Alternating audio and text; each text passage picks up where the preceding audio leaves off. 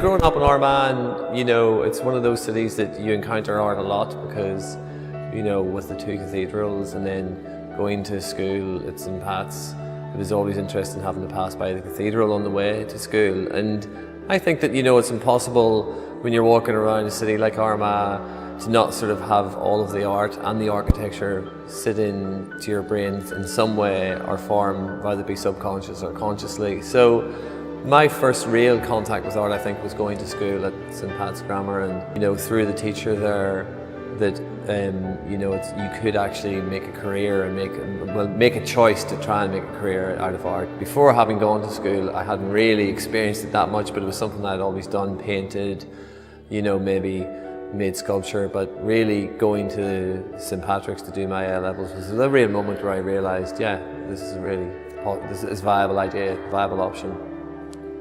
There was a number of influences that came through my life, but one of the biggest influences would have been John Bryan Valley, who's a local painter from here.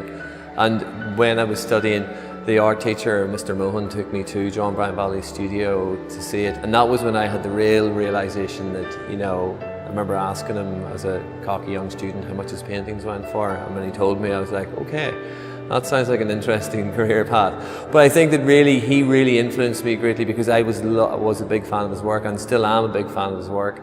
And then of course sculpturally, F.W. McWilliams is a real influence. Even now his work, the way that he works with his beauty and darkness, and I think his work is stunning and has stayed with me right through my entire sort of studies and career as an artist up until now.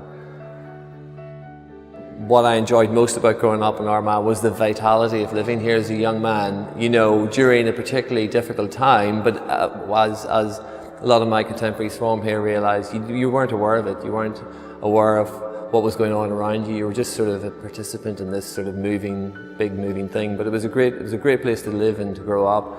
Memories of college days are pretty hazy, but having had the opportunity to go to NCAD after high school was a great opportunity because I was going to go to Cork, and I also had considered going to England, but I felt I wasn't confident enough to make that decision to go across the water. And then that's where I decided after NCAD to study at Goldsmiths. I was lucky enough to get a place at Goldsmiths because it was quite hard during that period. Well, the artisans that I worked with in Italy, they were, before I started working with them, working for the Vatican. They were making what you would have called replicas for the Vatican. And when they started working with me, I think they were a little bit unsure because this work is really very classical. It has classical references, but I like it to consider it as contemporary. And I think that that's what they liked.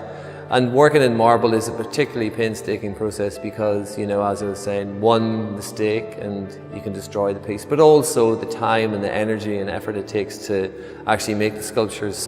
One of the most interesting things about doing an exhibition at home is that, people are fairly hard on you. They're probably the fiercest critics, your friends and family. So that has been an eye-opener for me.